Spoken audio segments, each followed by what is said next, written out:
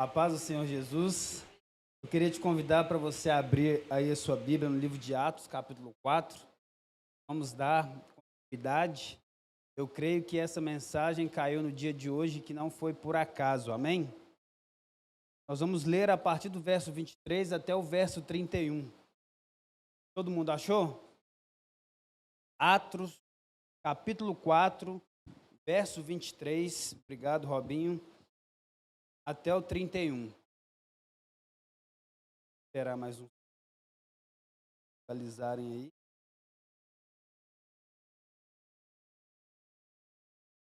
Amém? Então vamos ler o texto bíblico, diz assim, ó. Versículo 23. Uma vez soltos, procuraram os irmãos e lhes contaram quantas coisas lhes haviam dito os principais sacerdotes e os anciãos. Verso 24. Ouvindo isto, unânimes, levantaram a voz a Deus e disseram: Tu, soberano Senhor, que fizestes o céu, a terra, o mar e tudo que neles há. Verso 25. Que dissestes por intermédio do Espírito Santo, por boca de Davi, nosso pai, teu servo. Porque se enfureceram os gentios e os povos imaginaram coisas vãs. Verso 26. Levantaram-se os reis da terra e as autoridades ajuntaram-se uma contra o Senhor e contra o seu ungido. Verso 27. Porque verdadeiramente se ajuntaram nesta cidade contra o teu santo servo Jesus, ao qual ungiste Herodes e Pôncio Pilatos, como gentios e gente de Israel. Verso 28. Para fazerem tudo quanto a mão e o teu propósito predeterminaram. Verso 29. Agora, Senhor, olha para as suas ameaças e concede-nos aos teus servos que anunciem com toda intrepidez a tua palavra. Verso 30. Enquanto estendes a mão para fazer curas, sinais e prodígios, por intermédio do nome do teu santo servo Jesus. Verso 31. Tendo eles orado, tremeu o lugar onde estavam reunidos. Todos ficaram cheios do Espírito Santo e com intrepidez anunciavam a palavra. Bem, meus irmãos, vamos orar. Jesus, obrigado, Pai, por essa noite, obrigado pela tua palavra. Que o Senhor possa, Deus, ministrar aos nossos corações, Pai. Corações machucados, Senhor, corações sem esperança, corações, Senhor Jesus, que o Senhor conhece os nossos corações. O Senhor sonda o nosso coração e vê se há algum caminho mau, mas também que nos guia pelo caminho eterno. Corações que estão com esperança, corações que estão com alegria no coração, Jesus. Precisam ouvir a tua palavra nessa noite, independente da situação emocional, independente da situação na qual nós chegamos aqui, nesse prédio, nessa noite, nós precisamos ouvir a tua palavra, Pai. Então fala conosco, Deus, em nome de Jesus, Pai. Amém. Amém, meus irmãos? Então nós vamos dar continuidade nesse texto. E se você voltar uma página um pouco antes aí, Pedro e João tinham acabado de fazer um milagre. Eles tinham curado um coxo na entrada do templo ali. Eles tinham feito um milagre. E esse milagre, ele foi, de certa forma, muito produtivo para aqueles homens. Produtivo para o evangelho também. Em qual sentido? Depois de realizar esses milagres, esses homens, eles são presos. Esses homens são presos por ter operado aquele milagre, ter feito aquela cura. E perante esses homens no sinédrio, perante todas essas pessoas a qual eles ficaram, nós lemos aí no verso 22 que esses homens, eles foram soltos. Eles foram libertos porque não tinha nada do que se julgar contra aqueles homens. É o mesmo que nós vivenciamos, que nós vimos a respeito da vida de Jesus. Na verdade, Jesus, ele se entregou. Jesus não tinha direito de ser morto por causa de falha ou pecado que ele cometera. Igualmente, esses homens eram pessoas que estavam pregando o evangelho, fazendo o bem para a sociedade, o bem para aquelas pessoas. Você imagina, talvez um coxo hoje que depende, vamos dar um exemplo aí da Previdência Social, uma pessoa que tem certo benefício, está aqui na porta do prédio da igreja, chegando 2 irmãos, esse irmão pede uma esmola, esses irmãos oram por ele, esse homem começa a andar, ele começa a acessar o seu benefício que ele recebe, coisas começam a transformar na vida desse homem. É isso que a igreja primitiva, é isso que o evangelho vem proporcionar para nós, não somente nesses dias, porque uma pessoa que nós cremos, quando ela é regenerada, quando ela se converte, a vida dela é mudada. Então o Estado, de certa forma, ele é beneficiado, porque essa pessoa não vai ser uma pessoa que vai gerar um custo, talvez dentro de uma penitenciária, ou outro órgão, né, socioeducativo, ou uma situação parecida. E agora nós estamos aqui diante da oração da igreja primitiva. Irmãos que, assim como nós, que começaram ali com seus 120, depois saltou para um número de 3.000 pessoas, e de repentemente, nas pregações anteriores, após o sermão de Pedro, saltaram para 5.000 pessoas. Você imagina nós que estamos aqui, talvez cerca, não sei quantas pessoas, esse número aqui, multiplicasse 1.000 vezes. Não ia existir prédio aqui na região que talvez conseguiria nos comportar. Essa é a vida da igreja primitiva que vem crescendo ao longo dos dias, ao longo da história, ao longo da igreja de Atos.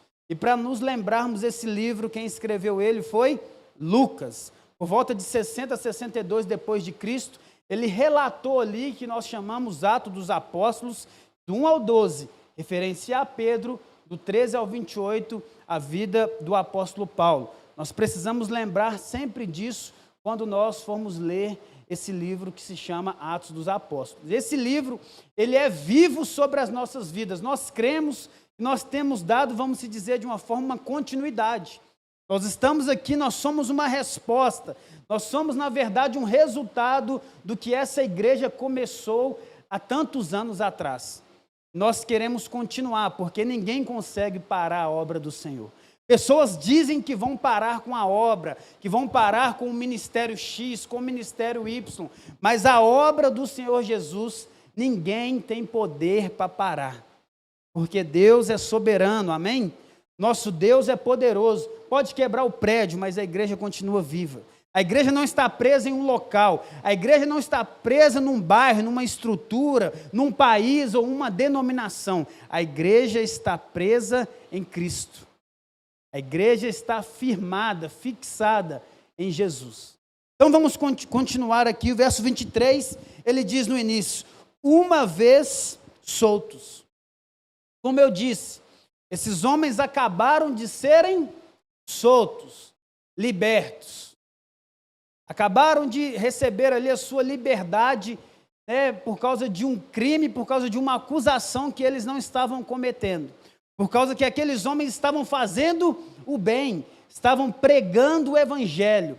E aquelas pessoas prenderam aqueles homens, foi algo que o pastor Mateus, trouxe para nós. O texto continua dizendo, procuraram irmãos, que lhes contaram quantas coisas lhes havia dito os principais sacerdotes e os anciãos. É muito interessante quando nós vemos essa palavra aqui, ó, procuravam os irmãos. Alguma tradução, talvez aí, a sua Bíblia talvez diz, procuraram os seus. A tradução original dessa palavra do grego, ela traduz como ídios. Ídios significa no português os seus. Então eles procuraram quem eram deles. Essa realidade nós precisamos viver em nossas vidas, porque quando nós temos uma dificuldade, uma situação na qual nós precisamos de ajuda, ou até algo legal, uma bênção, uma vitória que você conseguiu, que Deus te concedeu, nós precisamos procurar os nossos. Nós não precisamos postar imediatamente, talvez, numa rede social. Nós não precisamos nos expor. Nós precisamos procurar os nossos. Os nossos, ele quer trazer o mesmo sentido de uma família. O problema é que nós fazemos uma diferenciação quanto à nossa família, na qual você não escolheu, e quanto à família, a igreja aqui que você acha que escolheu. Nós fazemos uma associação totalmente contrária, sendo que é a mesma coisa. Eu não escolhi a minha mãe, eu não escolhi o meu pai, eu não escolhi o irmão que eu iria ter, e da mesma forma é aqui na igreja. Talvez você pode se identificar com um pastor, você pode se identificar com um pregador, você pode gostar da mensagem dele, mas Deus colocou pessoas aqui para te servir e trazer palavras de Deus sobre a sua vida. Isso quer trazer esse sentido de ser dos nossos, porque hoje a igreja ou as pessoas te ferem, nos chateiam, nós mudamos de placa. Não, eu vou sair de lá, mas qual que é o motivo? Irmão, eu passei na porta, a pessoa não me cumprimentou, não. Então sai de todo lugar da sua vida, então. Não é verdade? Tem hora que as pessoas, eu esqueço, tem hora que eu estou viajando na maionese, as pessoas esquecem, nós somos seres humanos. Então Lucas está querendo trazer aqui para a gente, que esses homens que estavam presos, foram soltos, eles procuravam os irmãos da fé dele. Porque esses homens aqui no qual eles citam, os principais sacerdotes, os anciãos, eles tinham falado coisas atrás. Eles saíram da prisão e falou, deixa eu logo procurar a pessoa, os meus irmãos. Isso acontece nos nossos dias como? Você talvez foi em Ribeirão das Neves, eu já fui lá nas penitenciárias, as pessoas recebem talvez o indulto de Natal, ou certas oportunidades que ela tem para visitar a família, para ir na casa, ela vai direto para o caminho errado. Ela não vai para os seus, para as pessoas que ama, para a pessoa que marchou com ela ali, todos aqueles anos que estava acompanhando ela. Quem está aqui com você, quem estava orando, clamando, pedindo a Deus, te discipulando, dando tempo, investindo tempo na sua vida, são as pessoas que nós devemos procurar. Estava na batalha conosco, que estavam ali lutando, que estão lutando com a gente, que estava num prédio maior, foi para um prédio menor, estamos lutando, estamos fazendo obra, os nossos precisam compreender, porque por nosso desejo, nós estaríamos num espaço maravilhoso para fazer o culto da virada. Mas, entretanto, todavia, o que nós arrumamos foi o melhor. E por favor, irmão, não reclama não. Não fala assim, não, eu queria o culto da meia-noite porque eu sou mais espiritual. Meu irmão, o que for te abençoar, agradece a Deus. Tem lugares que não vão ter cultos, tem lugares que não vão ter reuniões, tem lugares... Eu conheci um missionário da África e às vezes eu vejo os status dele, você vê a igreja dele, as pessoas entram aqui nesse prédio e falam assim, nossa, que igreja maravilhosa, e a gente está reclamando. A verdade é essa. Nós precisamos entender, nós queremos estar aqui com toda a transparência para mostrar o que é melhor, o que é possível para todos. Ainda nós vamos chegar no melhor do que nós temos, mas o que a gente tem hoje é isso. Vamos continuar o texto. Verso 24, ele diz assim, ouvindo isto, unânimes, levantaram a voz a Deus e disseram, Tu, soberano Senhor, que fizeste os céus e a terra e o mar, e tudo que neles há. Eu quero parar nessa palavra unânime. O que significa uma unanimidade? Unânime. É a mesma, a tradução nossa, no português é estar no mesmo ânimo. O que é isso? Se nós estamos falando, se a igreja, o conselho da igreja, os pastores, as pessoas que estão aqui levantadas por Deus, estão falando, querido, nós vamos reunir lá no Lar Docas, por causa de X ou Y, nós precisamos que a igreja esteja unânime. Irmãos, nós estamos aqui orando pela vida do Marcos. Trate a oração do Marcos como se fosse uma oração do seu filho. Trate a oração pelo Marcos como se fosse uma oração pelo seu parente. E não somente essa, todas as outras que nós mandamos no grupo, porque amanhã pode ser você. Amanhã pode ser eu, que estou precisando de oração dos irmãos. Pode ser nós. Nós precisamos ter unanimidade, pensar, não é todo mundo ser igual, é concordância com aquilo que está proposto. Esses homens, essa igreja, esses homens foram conhecidos, foram chamados como homens que transformaram a terra, porque eles foram unânimes na palavra de Jesus. Eles estavam de acordo, por mais que tinham poucas diferenças, eles sabiam se respeitar, eles sabiam o lugar de cada um, mas eles estavam juntos.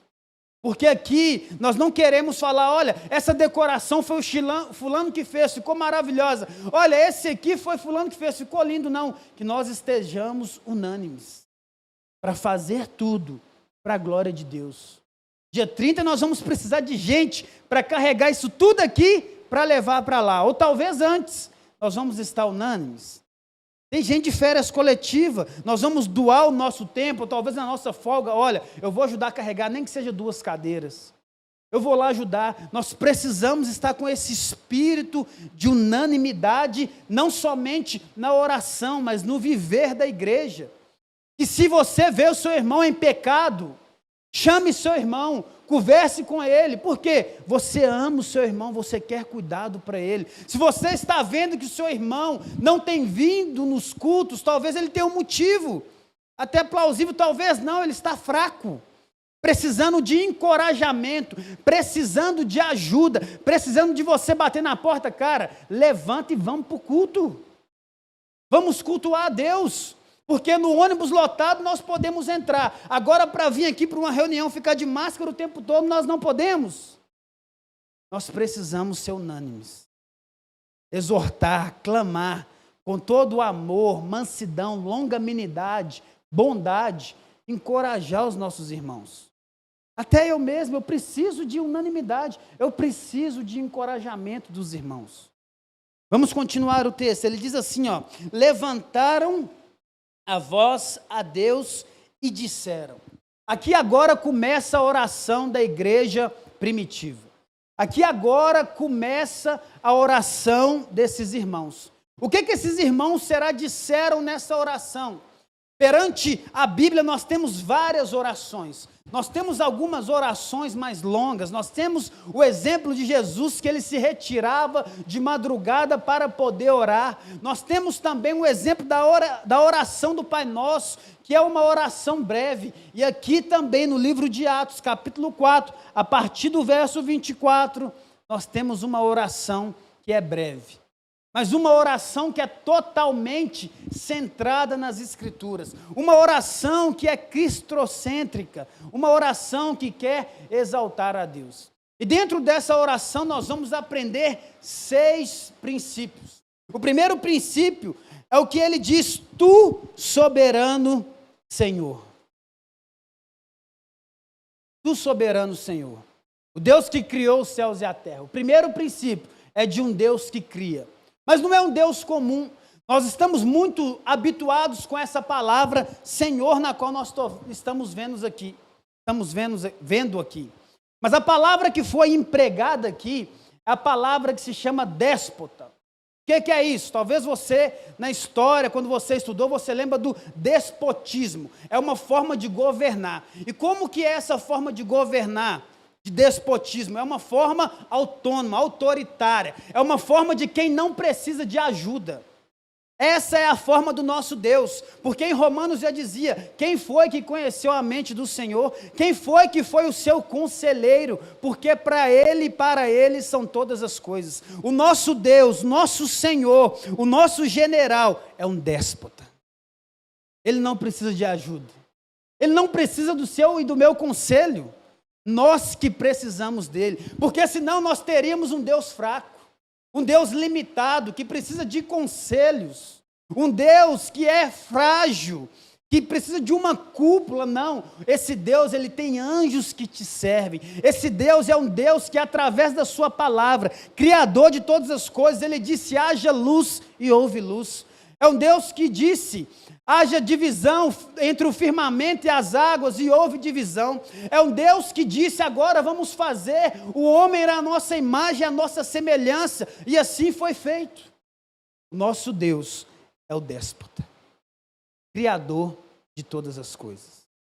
E o texto continua dizendo: Tu, soberano Senhor, fizestes o céu, a terra, o mar e tudo que neles há. Esse é o nosso Deus Criador. Nós precisamos compreender nesse verso 23 e 24 que o nosso Deus é um Deus que é Criador. A oração desses irmãos estava centrada no Deus criacionista, numa teoria que ela é abolida nas universidades. Em vários campos de ensino, de estudo, eles não acreditam em um Deus criador, num Deus que cria, num Deus que, como está ali na camisa do Diego, né, ex nihilo, um Deus que cria a partir do nada. Nós descobrimos. Santos Dumont inventou o avião, ele só imitou um pássaro, amém? Ele descobriu a forma de voar com um equipamento com motor, mas Deus já tinha criado as aves. O homem, ele descobre, a partir do princípio de Deus, o homem, ele descobre, mas quem cria todas as coisas é Deus. Deus é o Criador. Nós aprendemos isso aqui em Gênesis capítulo 1, que Deus, ele é o Deus Criador, o Deus que criou os céus e a terra, que tem o controle nas suas mãos. E vamos continuar, meus irmãos. Versículo 25 diz assim, ó. Que dissestes, por intermédio do Espírito Santo, por boca de Davi, nosso pai, teu servo. Aqui no verso 25 e no verso 26, nós vamos observar que o nosso Deus é o Deus que é por fonte as Escrituras. Aqui eles começam a citar 2 versos do Salmo 2. Se você abrir aí a sua Bíblia, abra a sua Bíblia no Salmo 2. O que eu vou estar lendo aqui no livro de Atos, capítulo 4, verso 25, a partir do verso 25 aqui, é o mesmo que você vai ler no verso 2 dos Salmos. Então, a oração desses homens da igreja primitiva é uma oração pautada nas Escrituras. Vamos lá, Salmo capítulo 2. Quem achou aí, fala amém. Verso 1 e 2 diz assim, ó.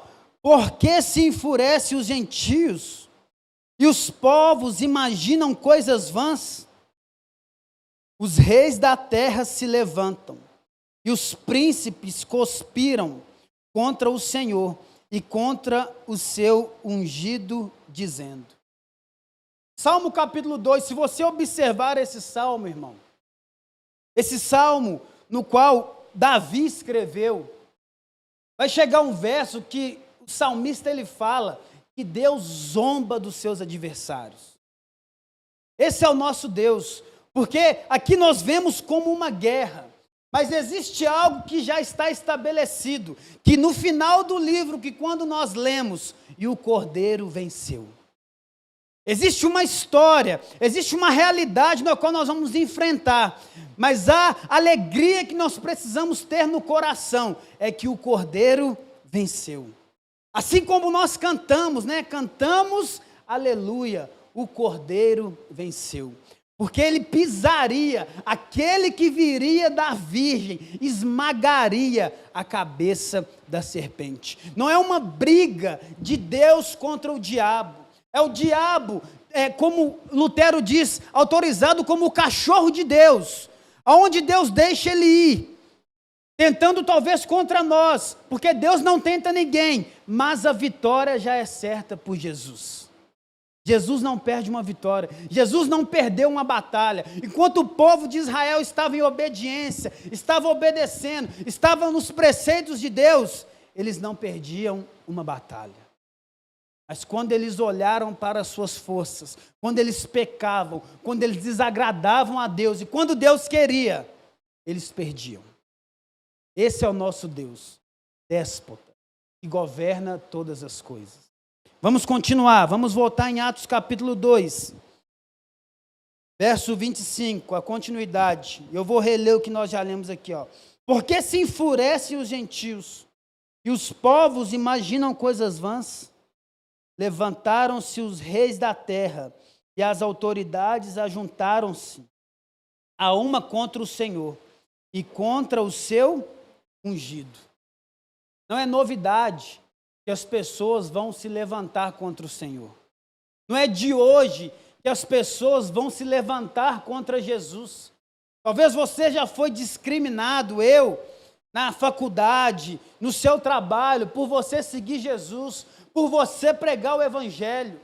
E as pessoas nos tratam como Noé, somos chamados de louco. Cara, esse cara é maluco, pleno século 21, domingo, 18h30, ele vai caçar e ir para culto, Réveillon, esse ano não vai ter Pampulha não, mas tem lá uma balada escondida, vamos para a festa, e nós estamos.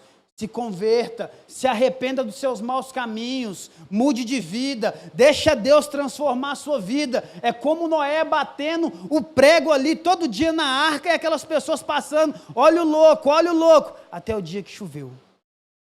Aí eles acreditaram. Até o dia do juízo, até o dia que talvez, tomara que Deus dê uma oportunidade para que essas pessoas se acordem. Antes de chegar o juízo, antes de chegar a morte delas, elas possam ver que Deus salva. Deus redime o homem do pecado. E que talvez elas possam falar com você, realmente, esse Deus que você estava falando é o Deus mesmo. Eu me arrependi. Você vai ficar feliz. Você não vai ganhar pedrinha na coroa não, amém? Só vai ficar feliz pela obra de Jesus que fez na vida da pessoa. As pessoas se levantam contra Deus. Mas quem tentará acusação contra os escolhidos de Deus? É Ele quem nos chama, é Ele quem nos justifica. Se Deus é por nós, quem será contra nós? Se Deus é por você, se o déspota é pela sua vida, se o déspota guerreia por você e por mim, quem será contra nós? Ainda que o nosso corpo, ainda que o nosso emocional, o nosso físico, talvez entre em deterioração, nós estamos cansados, sobrecarregados. Nosso homem espiritual se renova a cada dia. A nossa força está no Senhor. Vamos continuar, meus irmãos. Verso 26 diz assim: levanta-se os reis da terra, e as autoridades ajuntam-se a uma contra o Senhor e contra o seu ungido. Verso 27, porque verdadeiramente se ajuntaram nesta cidade contra o teu santo servo Jesus, o qual ungiste. Mais uma vez o salmista ele vem demonstrar que as pessoas se levantaram contra o Filho de Deus. Ele vai continuar completando aí, falando a respeito de Herodes, o filho do Herodes o Grande, falando a respeito de Pôncio Pilatos, no qual nós conhecemos que padeceu sob Pôncio Pilatos. É o nosso Jesus. O texto continua dizendo a respeito dessa realidade, olha. Ele fala, na continuação, Herodes e Pôncio Pilatos, com os gentios e gente de Israel. Ele está querendo trazer o quê? Com os gentios que somos nós, mas também com os romanos. Com gente de Israel. Foi perante essas pessoas que Jesus padeceu. Foram os romanos ali que foram usados para matar o Filho de Deus juntamente com o nosso pecado, crucificando na cruz do Calvário.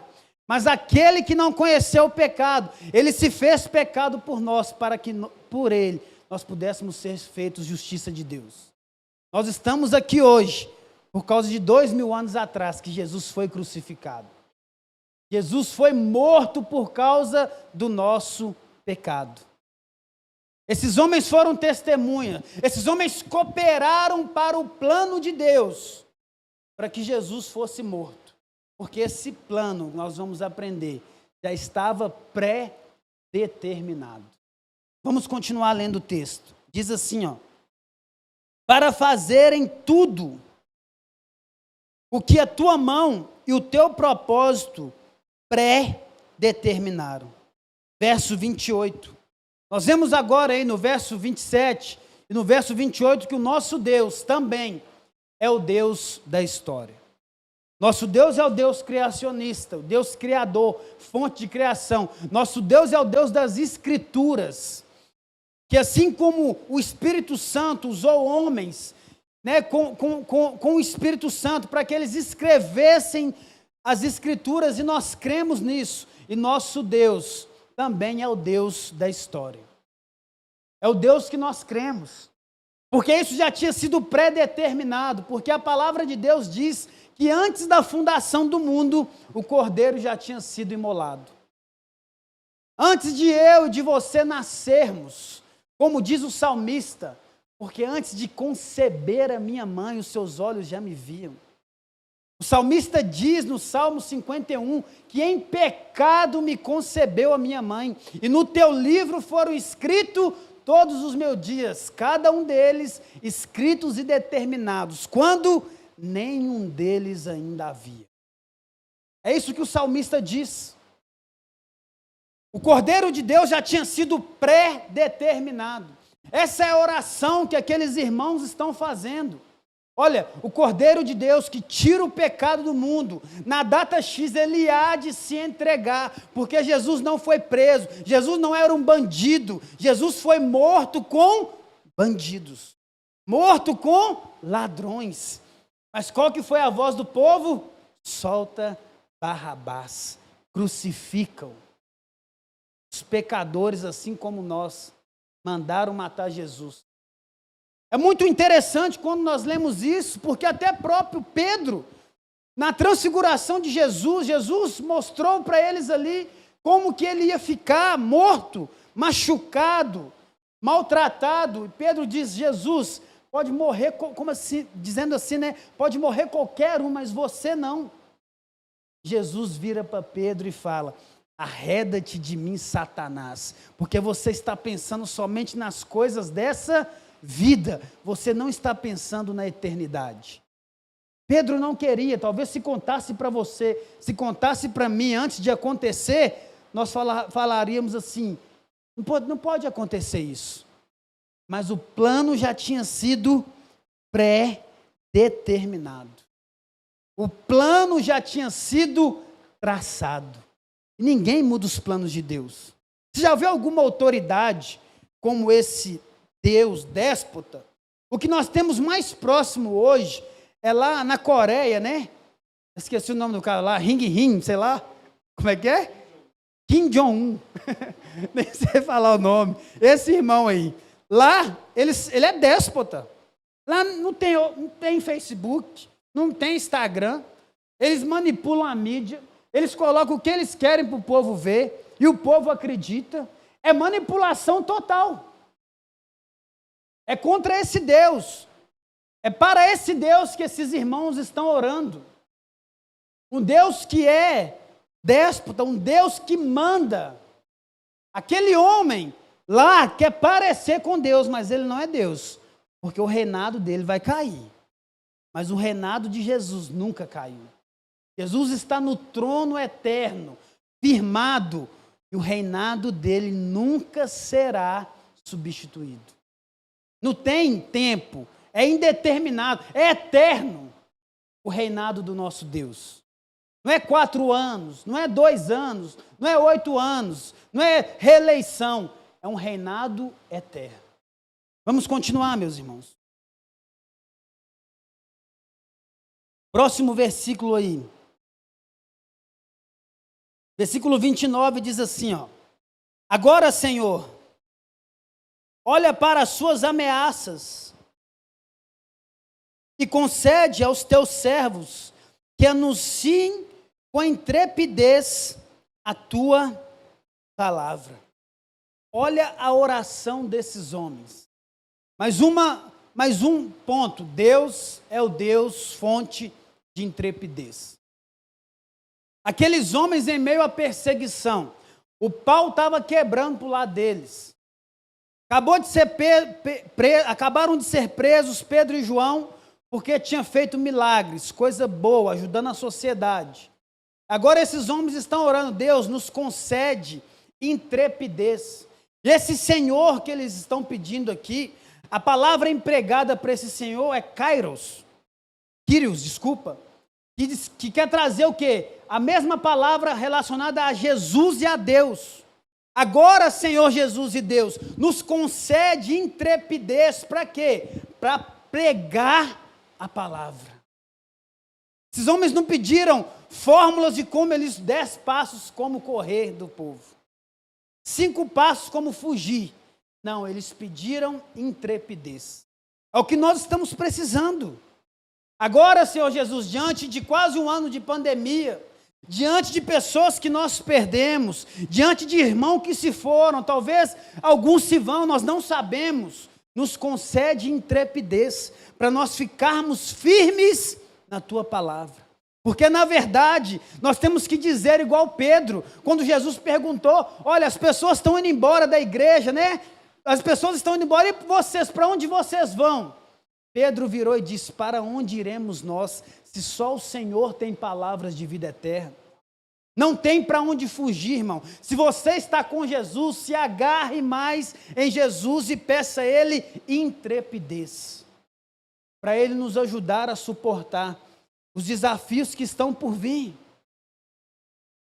Eu não vou dizer que só vai melhorar, nem vou dizer que só vai piorar.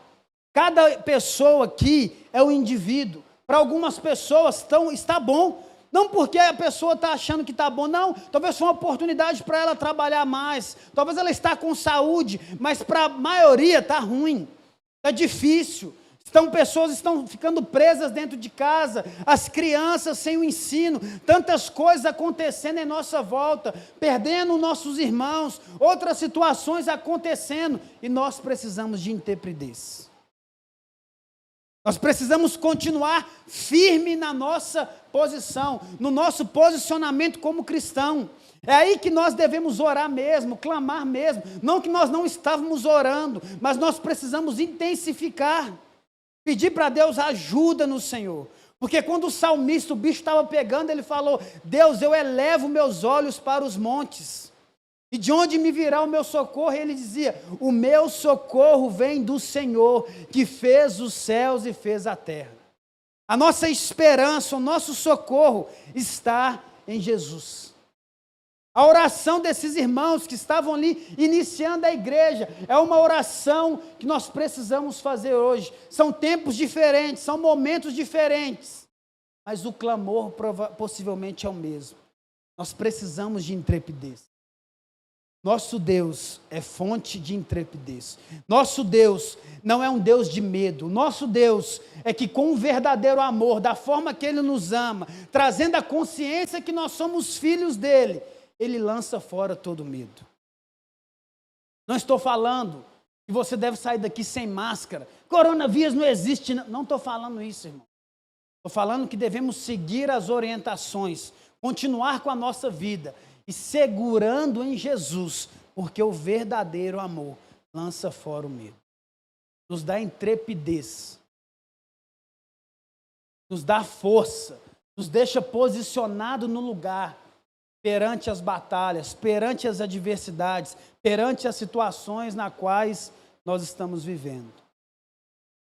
Vamos continuar o texto. Versículo 30 diz assim, enquanto estendes a mão para fazer curas, sinais e prodígios, por intermédio do nome do teu santo servo Jesus. Deus também continua sendo fonte de cura. Como nós oramos aqui, acreditando a respeito na recuperação do nosso irmão, Deus continua fazendo sinais, meus irmãos. Deus continua fazendo maravilhas em nosso meio. Mas algo que eu e que você, nós precisamos aprender é o seguinte. Talvez você já orou por uma pessoa e teve uma resposta positiva. Um milagre aconteceu, aquela pessoa foi restaurada. E talvez da único momento, ou algumas vezes que você falou assim, agora eu preciso que Deus me ajude. Foi o dia que Deus não respondeu a oração como você queria. Sabe por quê? Isso já aconteceu comigo. Eu já orei por pessoas foram restabelecidas. Eu já orei por pessoas morreram também. Teve um momento da minha vida que eu orei, que eu estava precisando tanto de uma situação que não aconteceu. E eu fiquei frustrado. Mas hoje nós podemos compreender que o nosso Deus é o déspota. Nosso Deus é o Deus que governa. Então, se não aconteceu, porque Deus não queria. Sabe por quê? Porque Deus não é o nosso garçom. Deus é o nosso Deus. Porque às vezes nós achamos que Deus é o nosso empregado. Deus, eu quero que aconteça isso aqui. Deus, em nome de Jesus, acontece isso aqui. Nome de Jesus, meu irmão, não é mantra, não.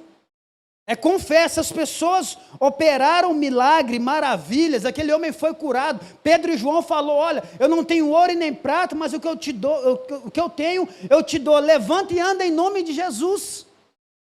Mas algumas vezes nós vamos orar, ou várias vezes não vai acontecer. Por quê? Porque Deus não quer. Porque Deus não quer. Existem situações que acontecem em nossa vida, que Deus também trata, nos ensina, nos mostra a respeito de coisas, e Deus não mudou, porque não aconteceu algo na minha vida ou na sua vida. Deus continua o mesmo, porque Ele é o mesmo ontem, hoje e será eternamente. E lembra-se, Deus é o déspota, não é o nosso garçom, que faz o que nós queremos, ou o que nós achamos que precisamos. Porque se realmente você precisa, Deus vai fazer. Amém? Se realmente é uma necessidade, se realmente Deus quer operar esse milagre, Deus vai fazer.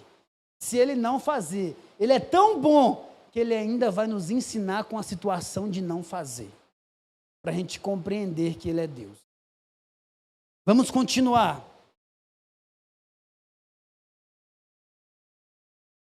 Versículo 30 ainda, ó.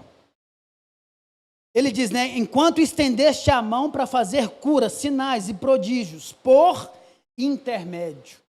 É algo que eu queria falar. Nós precisamos lembrar que assim como os intérpretes, os homens que foram usados para escrever a Bíblia, nós somos apenas pessoas que somos usados por intermédio de Deus. Nós não somos deuses, nós não temos poder. Quem opera é Deus. Porque existem, né, situações que até aconteceu em Atos, eles estavam operando milagres, que eles estavam falando, olha, esse homem aqui, ele é o Deus lá do planeta X, do planeta Y, é o Sol, é a Lua, os deuses desceram até a terra e estão entre nós. Não, nós somos filhos de Deus, e Deus, com a sua graça, por intermédio dele, ele nos usa para fazer milagres, prodígios, maravilhas e pregar a palavra. Nada que nós queremos falar aqui foi a gente que descobriu, é algo que já estava escrito. Deus só quer escancarar os nossos olhos. Porque não existe nova revelação. A revelação já está aqui, na palavra de Deus. Vamos continuar. Versículo 31. Estamos quase encerrando. Tendo eles orado, tremeu o lugar onde estavam reunidos. Aqueles homens, meus irmãos, eles oraram, eles clamaram a Deus.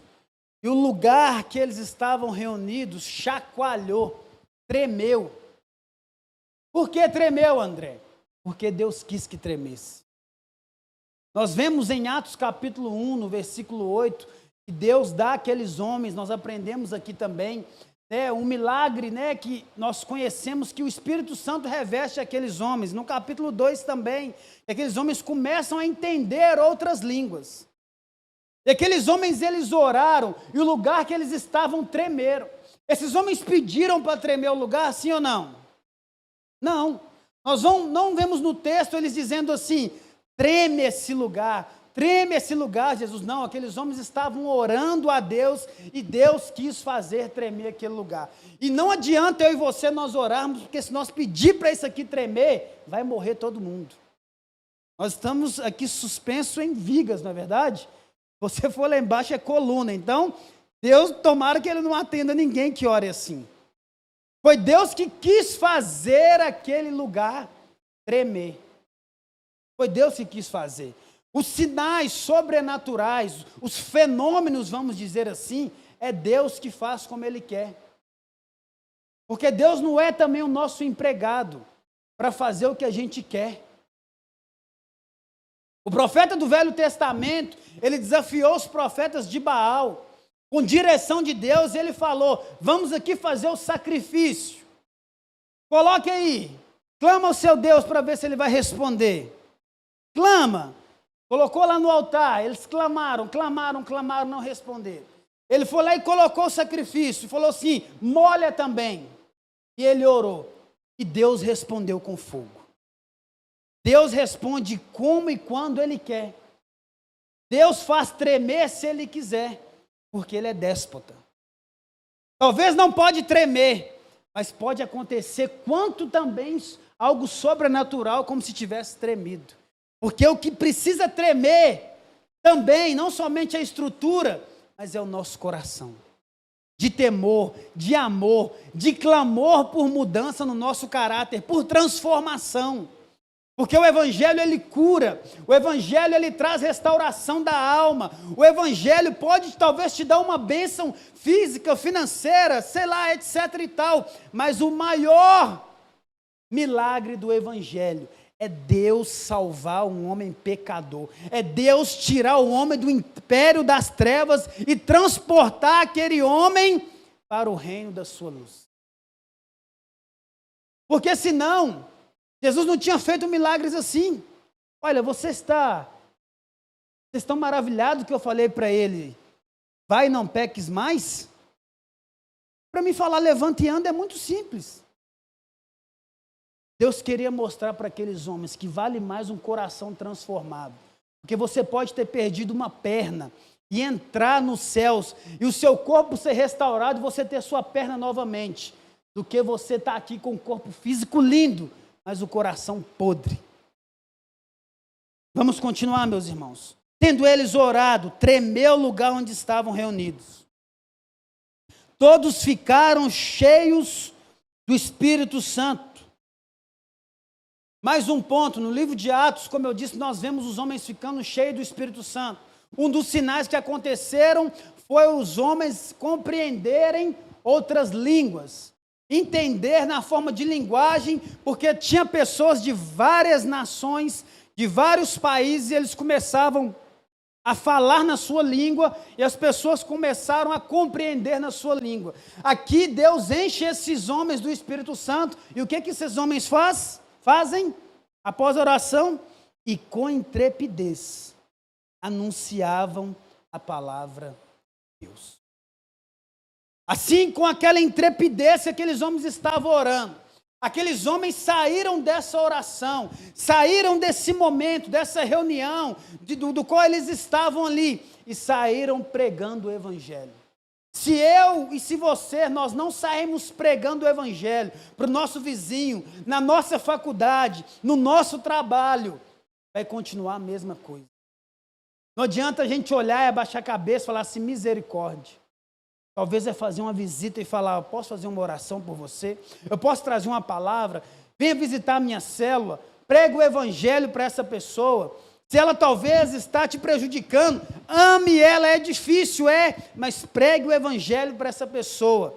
Use palavras, pregue através da sua vida, porque esses homens, depois dessa oração, eles pregaram o Evangelho.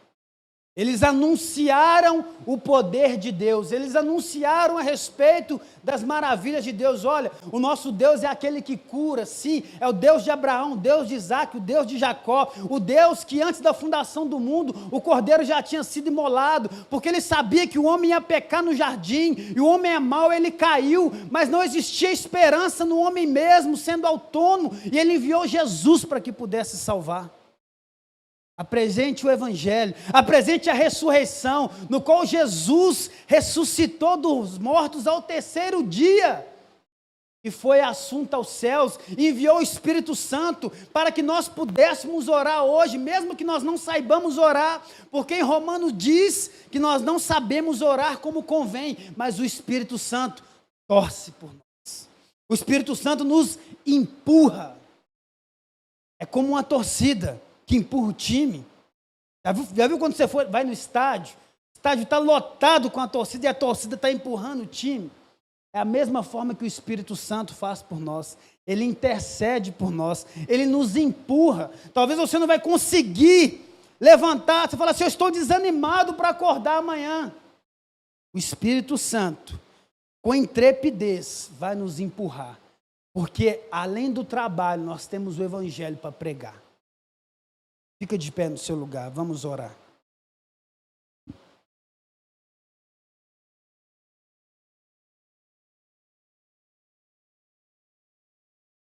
Curva a sua cabeça, meu irmão.